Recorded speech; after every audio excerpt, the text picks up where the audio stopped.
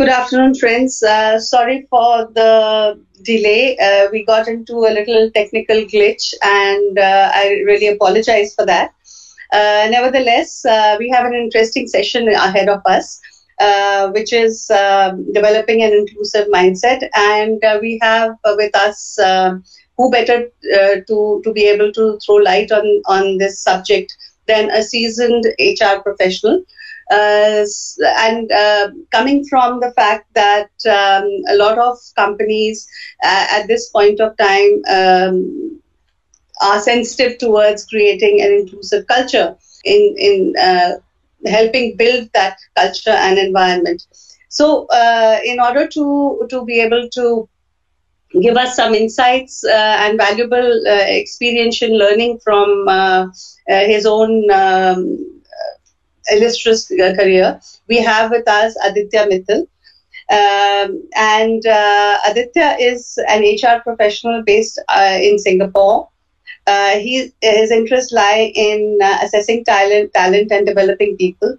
An electrical engineer by qualifications, Aditya did his master's in HR from XLRI and started his career in manufacturing with ITC and then moved into banking.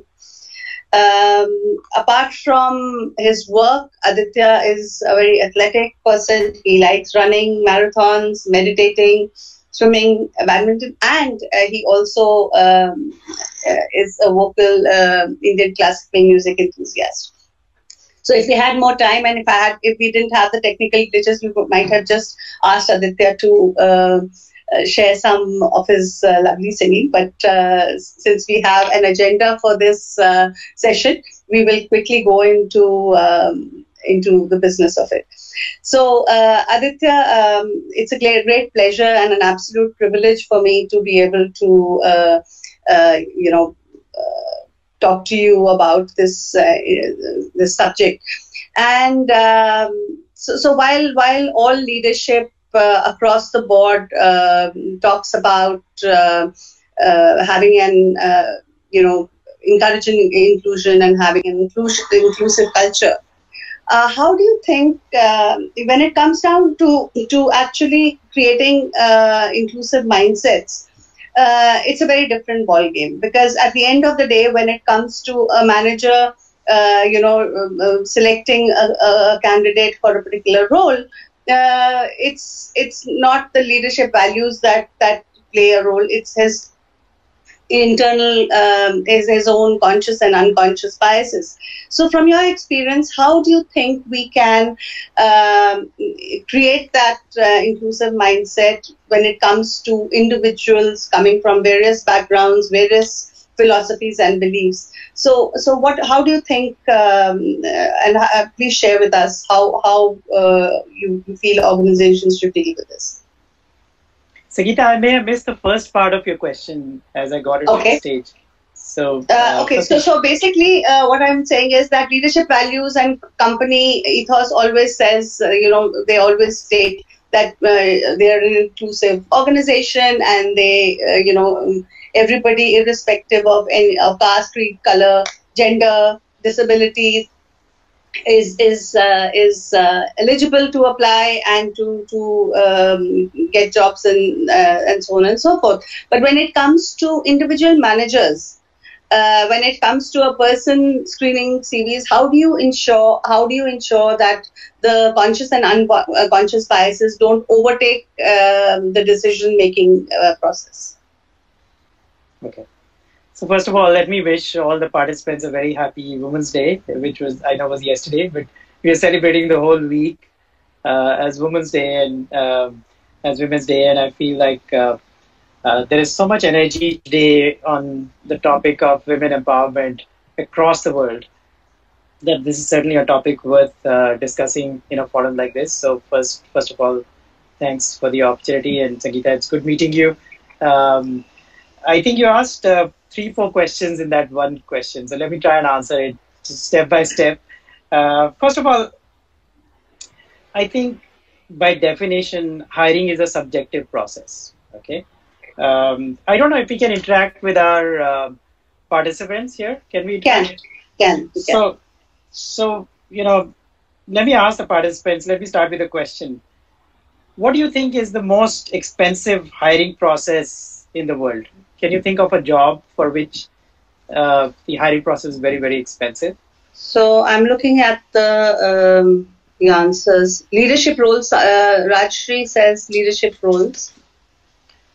Okay, so let me just say that the world's most expensive hiring process is the process to hire the US president. Okay, and in this election, $14 billion was spent to hire the US president. And yet, the last time we got somebody like Trump, right? So, so I just want to illustrate the point that biases are inherent in a process like hiring because it is a very subjective process. So we can't really eliminate biases. Let's not even think about that. But what we can do is reduce bias. And how do we do that in an organization? The first thing, in large organizations particularly, is that the top needs to set the tone. So if there's clarity from the top that diversity is important, inclusion is important, that diverse hiring is important, then people down the line get the message. Not only is it important for the tone to be set from the top, we need to align our HR systems and processes to those objectives. So wherever HR touches the employee, we should be talking the same thing. So if there are leadership principles that the organization has, those need to talk about the value of diversity and inclusion. If there are performance appraisal systems, those need to talk about diversity and inclusion. If there are compensation systems, they need to reward for the right type of behavior. So all HR systems need to be aligned. The second real game changer is training and conversations, right? So hiring, in my view, is too important a job to be just left to the masses. So, a Trump can happen when you leave the hiring to the masses, okay? So you want trained managers, certified managers who are certified in interviewing, who are certified in assessing, to be the ones recruiting your key talent in the organization. Otherwise, you'll never really diminish this bias. So if you train people to be interviewers and then allow them to do your hiring, chances are that they will be less biased and they will be able to get the diversity and inclusion agenda into the hiring process. And the third one really is around use of technology and data. So there are many applications now. There's an application called Blendor that sort of takes out the name, age, photo of the candidate, right? So when you get the resume, you get it without any picture or without any name or race and so on. So you can make, hiring decisions based on real merit and the fit of the candidate rather than anything else. So I would say these three things. I try not to say more than three things because a corporate affairs consultant once told me people don't remember more than three things, right? So I'll repeat. First thing, set the tone from the top and align your HR systems against that. Secondly, focus on training and conversations with your employees and have certified managers who are trained to interview. Don't leave hiring to just anybody. And the third, use technology and data to drive your decisions. Thank you so much, Aditya. And then I come to my, and frankly, you actually got it bang on, and I love that technology tool that takes off all the identifiers to make an absolutely ambiguous and a completely, let's say, a decision based on complete meritocracy. Having said that, and considering the fact that my canvas of diversity goes beyond gender, and I also work with people with disabilities and in the LGBTQ communities. And I'm taking this opportunity to ask you a three-pronged question. So basically, when it comes to a hiring decision, now we're talking about organizations that are not sensitized. So how well do you think the business case goes down with owners of businesses and leaders of businesses, that when you are, for example, if you're hiring for a cosmetic brand, where your customer is a woman, it makes absolute sense that the people who are selling and manufacturing and doing R&D understand lipsticks and kajal and eyeliners. And similarly, when it comes to a lot of FMCG brands, the decision maker is the woman. So how do you sell it to non converted business owners and business leaders that there is a business sense here in making your employee workforce look like your customer profile. So what are the challenges in being able to do that? So I think you're right in saying that the customer profile should look like the employee profile in certain cases, not everywhere, right? So, for example, if you take a hospital, in a hospital, if somebody's running a hospital and saying 50% of my customers, patients, are men and 50% are women, but 90% of my nurses are women, right? I guess that's fine. If you try and get 50% male in the nursing population, firstly, you'll find it very challenging, and secondly, you may not be able to deliver the quality that you wish to deliver.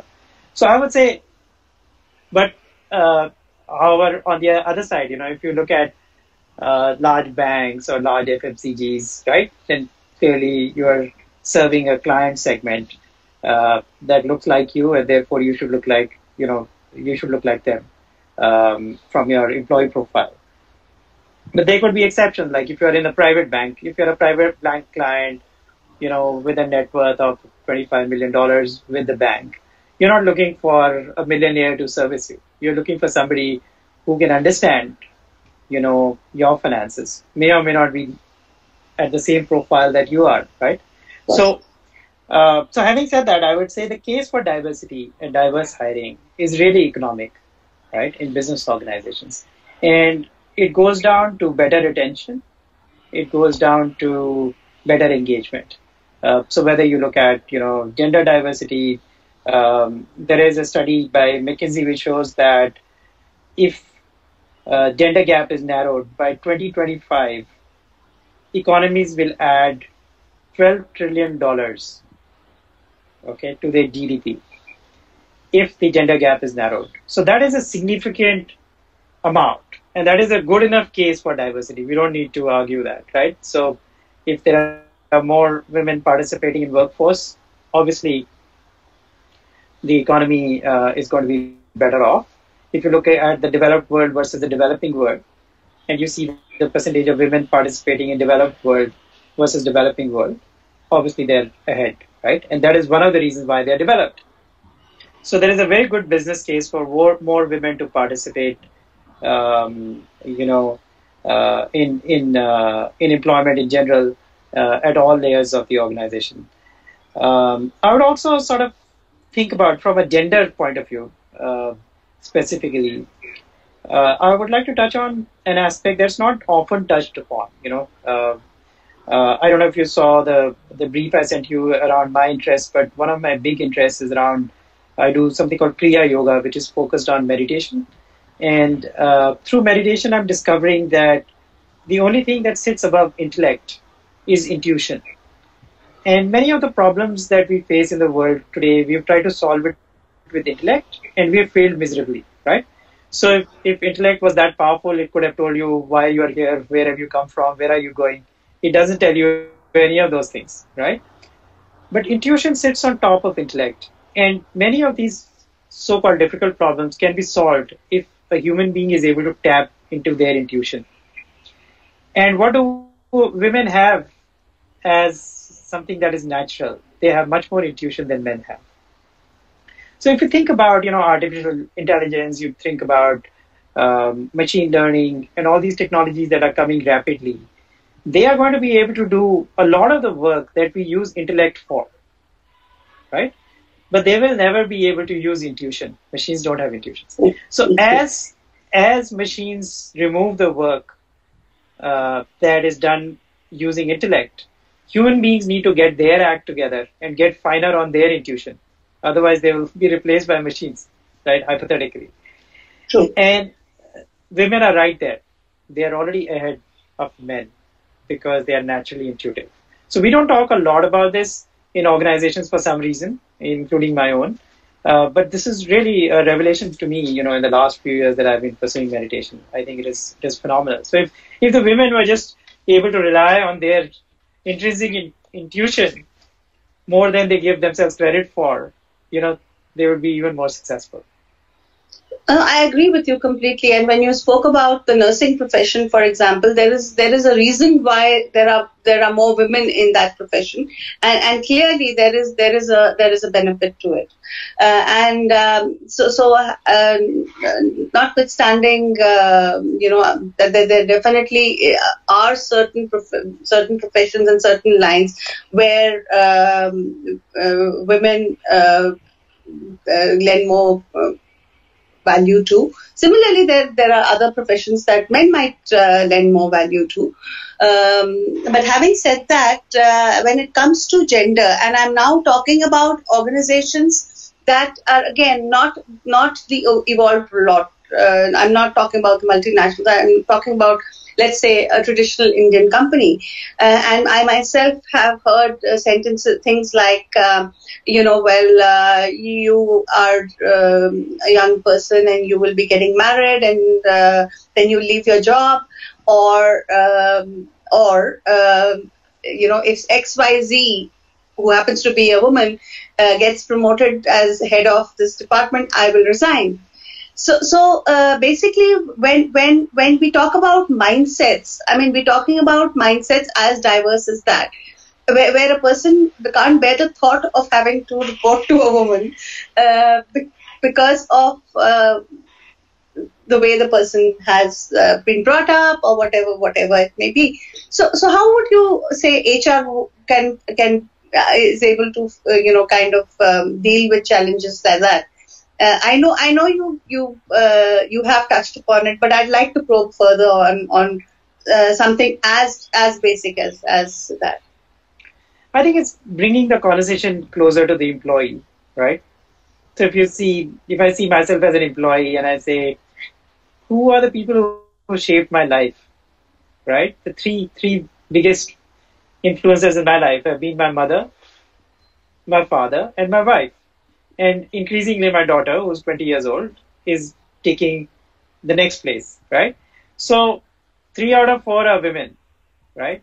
So when you bring the conversation closer home to any employee, saying, what's the problem with reporting to a woman, for example, when a woman has created you, And by the way, we have in India had a tremendous tradition well before most of the developed countries of having an Indian woman prime minister, right? True. So, and most of the people that were working for her at that time were men, right?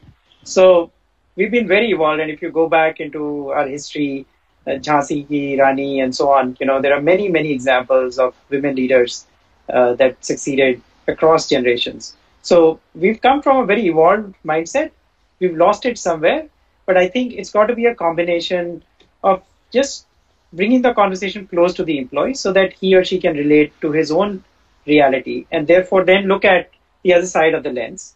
And education, training, and tone from the top. There's no point pushing diversity initiatives if the leadership is not interested. Don't waste your time. That's what I would say. The leadership, people always look at leaders to guide them. And if the leaders are interested, mindsets can change. If the leaders are not interested, we can do whatever we wish. It's not going to make the difference. It's going to become an HR thing, Diversity is going to become an HR thing.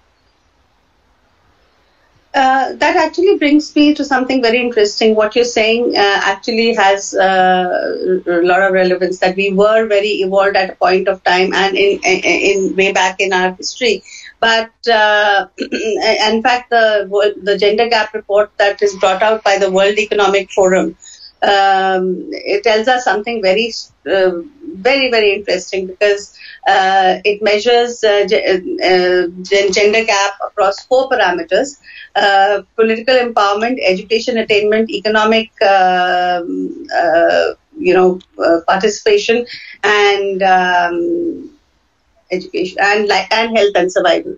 And surprisingly, we are at rank 19, and that's how it's been for the last. Gender gap report's been happening since 2006, and we are at rank 18 or 19 in political involvement, but we are way below the halfway mark when it comes to health and survival, and even economic participation. So basically, I agree, we lost it somewhere, and I think as people representing the corporate scenario, we are probably responsible to bring back some of that glory that we had as a nation.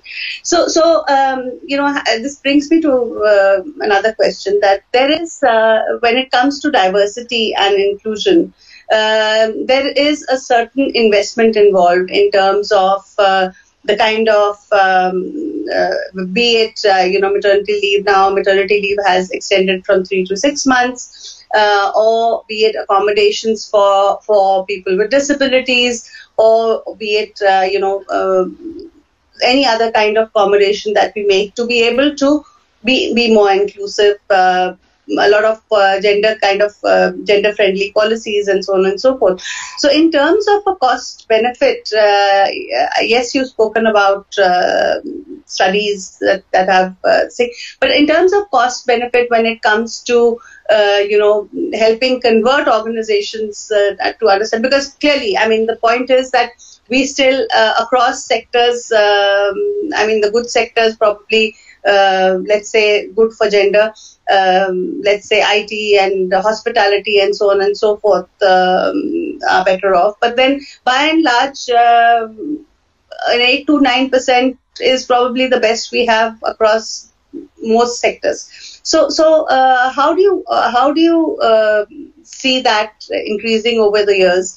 And considering there is a cost to the company that is perceived, and how does one sell the value proposition to the organization? So as India becomes more and more developed from a developing economy, the one thing that will drive that is participation in workforce, right? And the second thing that will drive is the training or the trainability of the population. So this is a business game, really, where business will have to, it's not a question of whether they want to do diversity or not. In order to get the skills that they're looking for, they will have to look for diverse profiles. From a business case point of view, they will not have enough talent in that small male population or even the large male population that they were targeting. They will not have enough talent if they are just going to rely on one pool. So as somebody who's worked in HR for many, many years, one of the things to always worry about is what is your sourcing pool, and how diverse is your sourcing pool? Because if you have a diverse channel of talent coming through the pipe, then your ability to run your business is high, right? And, your backups, your ability to run it in downtime, your ability to think long term, your ability to plan your human capital strategy is very strong if you have diverse sources of recruiting, right? So I would say, for example, I have some experience hiring differently abled people many years ago. And I found that they were firstly very loyal because they were grateful for what they got. Unlike most other white collar workers who are just looking over the shoulder every time to see if the grass is greener on the other side, right?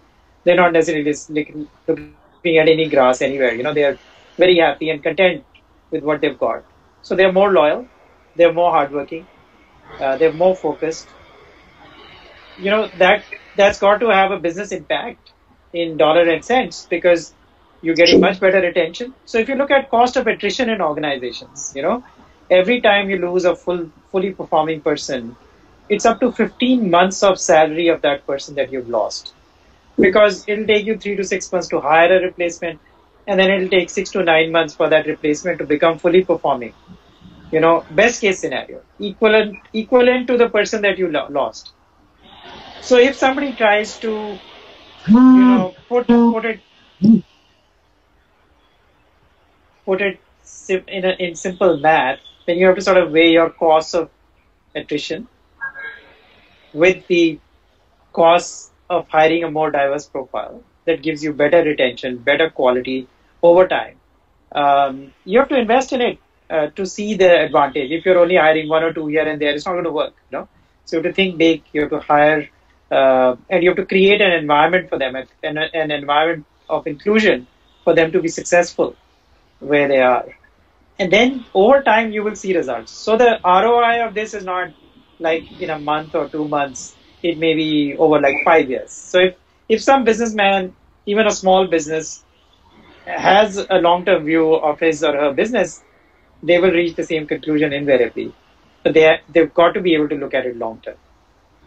Okay, so I have a last question before we can open it up for Q&A, and that is now a lot of women that we know do drop off the career bandwagon at a certain point of time in their careers, and then once the kids are grown up and all, they look at options of returning to corporate life or to workforce.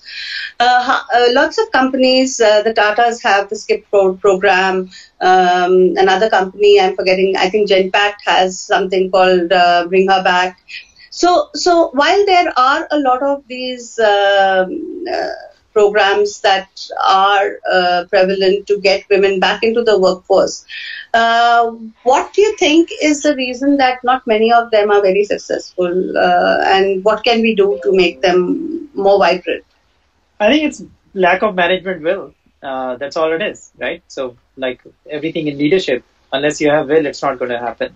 And unless you have collective will, it's not going to happen in a large organization. I'll give an example. I was in Malaysia as HR director for the bank that I work in a few years ago. I think it was 2009 to 2012. And we started a childcare center there for our employees. So, we found some very good people who were running a childcare center, and then we asked them to open another outlet in our premises. And we still have that center running after 11 years, and it has 70 employee kids. So it's exclusively for our employees' kids. And the employees pay 1/3 of the price for similar education that they would have paid outside, right? Plus, they have the convenience of having this childcare center right in the office, right next to the office, literally.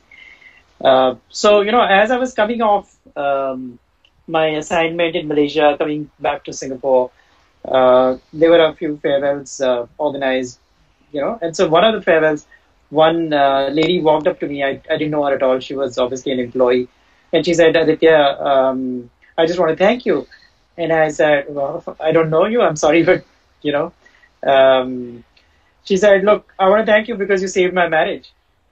And I said, wow. So she said, I have a small child, a boy, and my husband was very unhappy that I was going home late. I was reaching late every day, and the child was not getting attended to. So he wanted me to quit my job.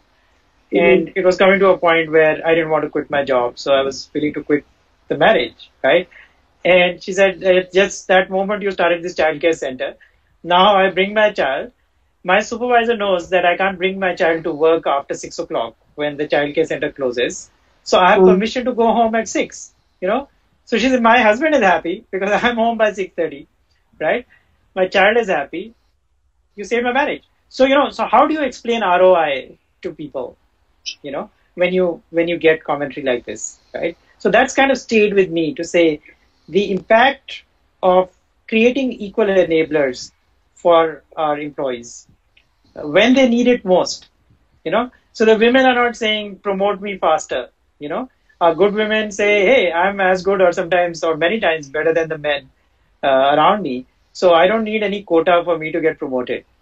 But hear me when I have needs. So in my life stage, when I have some typical needs, which only I as a woman will have, you as a man may or may not have, right? At that stage, I need the organization to come and meet me halfway. Are you there? True. And wherever we've been able to do that, I think the women have stayed on. Right? No doubt. And that also comes back to the second point that you made about loyalty. I mean, an organization, I don't think women would quit an organization that gives you, frankly, childcare facility is probably one of the biggest catchment things for women employees particularly. Because you would first, look at an alternative company only if they can provide similar kind of benefits. So we are open to questions, and please share your questions on the chat box, and I will pose them to Aditya. But I have myself gone through the woes of a working mother, and how difficult it is at times when a child gets sick, and both of you, one of you has to decide whose work today happens to be more important, and who can stay back to look after the kid. So no doubt it's a very, very, very important factor, and hats off to organizations. Unfortunately, at my time we didn't have facilities like this. So Rajshri has a question. She wants to know, I wanted to know, how do you quantify and measure diversity mindset, behavioral attributes in your workplace? Is there a set of tangible measures, and what steps can be taken to improve it? Actually, we've got diversity representation goals where we aspire to have a certain percentage of women in our leadership population. So that goes down to mid-level management, because we don't have a paucity at an employee level, at an officer level. But as we go up, it so happens that the women are going through their life stage at the same time. So the life stage moments of getting married, giving birth to children, and so on, are coinciding with the peak of their career. And sometimes you see a dropout there. So now we've got actually very defined targets that are owned by business and HR together, that are there in the scorecards, which we have to meet. So we kind of slightly ahead of the game in that sense, I would think, compared to most other organizations. We've also got pay equity, which is measured every year, which is a global exercise where we sort of look at any differences in gender pay, and that analysis is not done by us. That analysis is done by an outside consultant. And they've got some 26 variables which they sort of look at to see whether the woman's pay, is low by those standards. And if it is, then we correct it. So in Asia, thankfully, we find that our managers quite enlightened. I would say they don't even think about whether it's a man or a woman they're hiring. So there's no difference in the pay. We just pay for what the job is. So those are two critical ones. First is from a representation point of view. Second metric is really around pay, to say for the women that are there, are we treating them equitably? So what happens? Before we get the next question, I'll think what happens if a particular manager starts losing more diversity candidates. So he or she will fail his goals, and therefore okay. So it's like a part of his performance. Oh yeah, absolutely. Okay. If you can't measure anything, you can't get it done. I agree, and until and unless all that is important to an organization, which includes, of course, there are business parameters, but then there are organizational development parameters as well. Until they get measured and people are held accountable for them, and that kind of links up to my first question that that's how we build the mindset now. So we've come a complete full circle, because we said that there are individuals who will bypass the diversity agenda, but here it is that you have a complete a way to be able to address that. I think we're being told that the other session people are waiting, so we have to close the session. I would formally like to thank Aditya, and I'm so glad that we were able to have this conversation, and it was very invigorating to understand how various organizations and how in Aditya's experience these challenges have been dealt with. Thank you so much to all the participants, and thanks a lot, Aditya. Pleasure talking to you. Likewise, Sangeeta. Pleasure talking to you, and thanks everyone for joining the session.